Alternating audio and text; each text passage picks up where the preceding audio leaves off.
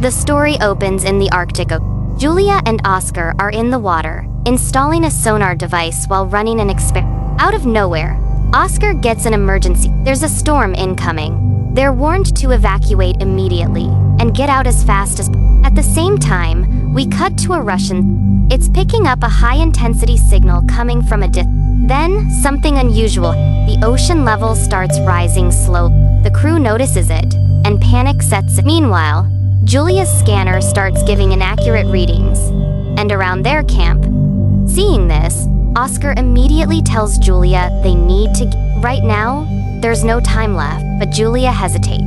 She wants to finish her experiment before leaving. As the weather continues to turn, getting worse by the second, she finally gives in. Julia climbs onto Oscar's snowmobile, and the two of them make a run, but almost instantly, the ice beneath them starts breaking apart at a rapid pace. Meanwhile, back inside the submarine, the crew comes to a chilling. The sound they've been tracking. It's not from ocean wave, it's biological, which means there's something alive down there, deep in the. Before the crew can even process what's happening, a massive creature suddenly slams into the sub. In an instant, emergency alarms start blaring throughout the crew quickly realizes it feels like the creature has latched onto the submarine and is now dragging it down. At the same time, we cut back to Julia. They're doing everything they can just to stay alive, trying to escape as the ice behind them keeps breaking apart. Then Oscar looks ahead and spots a rising ice surge, almost like a storm, forming right in front of. It's massive and absolutely terrifying. Seeing this, Oscar is completely shaken. Panicked, they lose their balance, and the snowmobile crashes straight into a chunk of ice. When they finally come back to their senses, their entire camp has been caught in the storm and wiped out. Meanwhile, deep beneath the surface, the submarine is being attacked over and over, and the one responsible is that same massive creature. The crew starts firing continuously.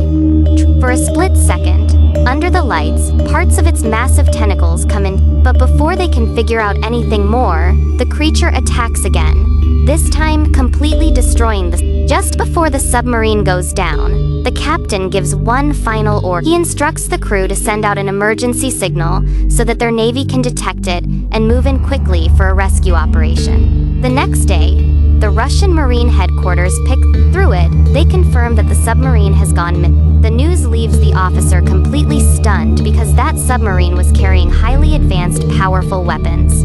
Understanding the gravity of the situation, the officer immediately orders a rescue team to recover the weapon. The team is led by Victor, who, as it turns out, is the brother of the missing. When Victor's mother learns that he is being sent on a mission to recover the lost weapons, she becomes deeply worried. After a moment, she hands him his father's watch as a good luck charm. His father, who is. Victor takes the watch and leaves for the mission. Along the way, he meets Admiral Olshansky, an old friend. The Admiral has a sharp temper, and he has also been assigned to this operation by headquarters.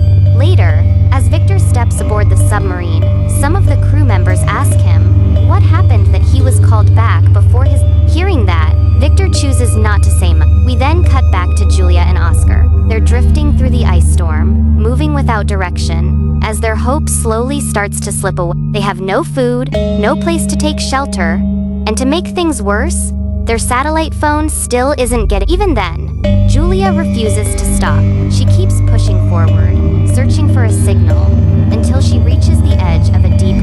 She nearly falls in, but at the last second, Oscar rushes over and when Julia checks the phone, she sees that it's finally picking up a signal. Without wasting a second, she quickly reaches out to an oil rig company. The storm is so loud that the person on the other end can't make out anything she's saying. And within seconds, the signal drops and the call gets cut. At that point, Julia and Oscar are still. Oscar holds on. As a last attempt to survive, he fires a flare gun. Right then, Julia's attention shifts. On the icy surface, a red light is flickering. Unsure of what it is, both of them start moving toward the. As they move closer, they realize it's the emergency signal released by the captain of the missing. They both understand one thing clearly. The Russian military will track this signal and eventually arrive at this location. That's why Julia tells Oscar they should stay right there. And meanwhile, after several hours of travel, Victor's submarine finally reaches the area where his brothers. They've also picked up the emergency signal, so Victor orders his team to head straight. When they reach the location, Victor doesn't find any sign of a submarine. Instead, they come across two geologists, exhausted, and their condition is in bad shape. Without wasting a second, Victor has them brought inside the submarine. But there's a reason behind it. He wants answers. Through Julia and Oscar, he's trying to understand what really happened to his brother's submarine. But when Victor asks Julia about it, she has nothing to say. She tells Victor, "At first, I thought it was caused by an explosion from our sonar device, something that might have triggered, but when I checked our equipment, there was no record of any seismic activity that day." That's when it became clear to Julia. There's no way a sonar device explosion could cause something that massive. Instead, this had to be the work of some kind of marine creature. Hearing this, Victor is reminded of a terrifying incident from As they enter the Arctic Circle, their radar picks up a strange signal. It turns out to be a pod of whale. The whales keep striking the submarine again and again, as if trying to stop it from moving forward. But Admiral Olshansky orders a low-frequency signal to be released, to drive them away. Victor objects, warning that it could harm the Admiral doesn't listen. As soon as the low-frequency signal is activated, the whales scatter and leave the area. But after some time, they come back. Seeing this, the entire crew is. Then, from deep below the ocean, another strange signal emerges, and one by one, the whales begin to. When a team member checks the signal, he spots something massive, a gigantic creature. It takes down a whale in a single strike. Then it starts moving straight toward the sun. At that moment, the Admiral orders an attack on the crew, but Victor stops them, saying it's not right to attack a marine creature like this. He instructs them to steer the submarine into a nearby ice fissure. His reasoning is clear. A creature of that size won't be able to enter such a narrow pass, and that's exactly what happened. Victor's team follows his order and hides the submarine deep within the ice, out of sight of the crew. Unable to locate its target, the creature eventually moves away. In that moment, Victor's decision ends up saving everyone's. Later, as Victor listens to Julia's account, a realization hits. This is the same creature that broke through the ice and destroyed their first submarine. Julia, a Swedish citizen who has believed in sea monsters since childhood, no longer wants to remain part of this dangerous situation. She pleads with Victor, "Take me and Oscar to that oil rig company where I made the contact, because I feel the creature may not be able to reach there." Hearing this, Victor checks the company's location and realizes it isn't too far from their current, so he agrees to take them there, and the team sets out to drop both of them off at the site. But along the way, the team once again picks up a strange signal on their screens. What they fail to notice is that the creature is slowly advancing toward them from deep beneath the surface. As they draw closer to the oil rig company and are just about to establish contact with the person in charge, the ocean suddenly, powerful waves begin to surge. And from beneath the water, several massive tentacles erupt. In a matter of moments, the reinforced steel structure of the oil rig is completely destroyed. Meanwhile, Victor looks outside through the telescope and finally sees the creature's It's massive, resembling a giant octopus. Its terrifying appearance leaves the entire crew stunned, but before they can react, the entire rig vanishes into the depths of the ocean. At that point, there's only one option left for Victor: get out of there. Because after destroying the rig, the octopus-like creature is now heading straight toward their submarine.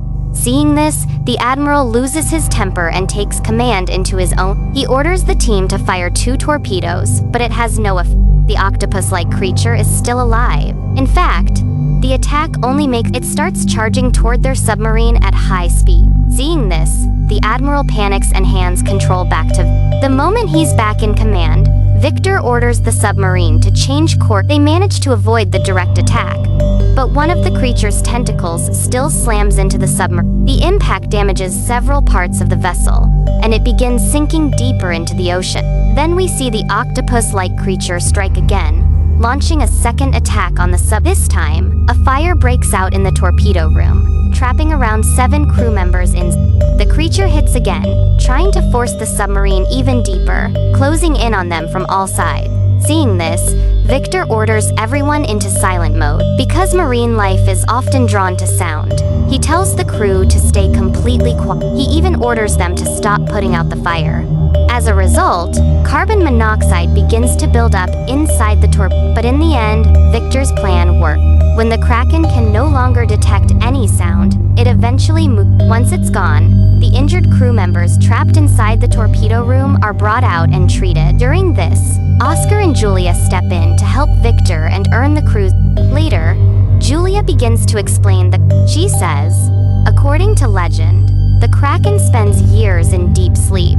But the explosion from their experiment, and now, it seems the Kraken is coming after them for revenge. Julia says again, if we want to survive, we have to shut down the sonar. Then she adds, after the Kraken hunts, it drags its prey back into a cave, which means Victor's brother's submarine should be somewhere near Julia's old. As they're talking, a strange signal suddenly plays, captured from a recording made by an officer during and that signal is coming from the location of Julia's camp. Victor lays it out to his crew and decides to head back into that deadly zone to try and save his brother and the others. But not everyone is on board. Some crew members push back, refusing to support the plan. In their eyes, their weapons are no match for a creature that massive. They believe the only logical choice is to leave the area as quickly as possible. But Victor is set on doing his duty as captain. Even after the crew refuses, he moves ahead with the plan and sets out to find the submarine. Left with no real choice, the crew is forced to go along with him. They reach a massive, dangerous trap. To descend, Victor deploys them, taking 2 officers with him, and deep below, they come across countless sunken ships. This proves that Julia's story about the Kraken wasn't just a myth, it was real. Not long after they locate Victor's brother's submarine, the front section is still intact. Victor docks his mini-sub with that section, and when he goes inside, he finds his brother Alexander, along with the rest of the crew, still alive. Seeing his brother alive, Victor is filled with relief, and at the same time, he's stuck because surviving the Kraken for this long is no ordinary thing. When he asks Alexander how they managed it, his brother tells him, "We used the silent mode technique to stay. That's how we survived." With limited space in the mini-sub, Victor decides to evacuate the crew in 2 rounds. In the first round, he sends one group off in the submarine and stays behind with his. But before the first group even reaches halfway, the Kraken suddenly awakens again. Meanwhile, Victor and Alexander attempt to activate a special missile. After several tries, the computer finally powers on, and the missile. Just as the Kraken is about to strike the main submarine, a tracker inside the mini-submarine is accidentally activated. The sound draws its attention, and the Kraken turns toward it instead. Meanwhile, the Admiral seizes the moment and orders the main submarine. At the same time, Victor and Alexander enter the final code and successfully activate the missile system. But by then, the Kraken has already. Its massive tentacles begin wrapping tightly around Victor's submarine. With no time left, the 2 brothers speak to each other over the radio one last time and apologize for everything they feel went wrong. They don't lose their courage. Before the Kraken can destroy the submarine, they press the switch together, triggering a power. The explosion engulfs the Kraken in flames, and a blinding burst of light tears through the Arctic ice, shooting up into the. At the same time, the submarine begins to sink completely, quickly filling with water. Seeing this, the 2 brothers move toward the mini, but a powerful wave crashes in and tears them apart.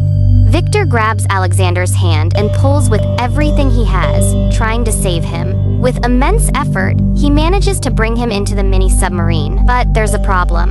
The mini-sub won't detach from the main submarine, and the missile is only seconds away from detonating. In this critical moment, Victor suddenly remembers. With every ounce of strength he has left, he pulls it, and just in time, the mini-submarine detaches moments before the blast. Meanwhile, the Admiral and the entire crew wait, but as time passes, with no sign of Victor or Alexander returning, hope slowly fades, and they begin to leave disheartened. At that moment, the mini-submarine emerges from beneath the water, carrying Victor and Alexander. Seeing them alive, the entire crew is overwhelmed with relief, and everyone finally lets out a breath they had been holding for too long. Victor then offers their father's watch to Alexander, but he refuses to take it. He tells Victor, You are the rightful owner of this watch. Keep it. A short while later, the entire crew makes it back to Russia.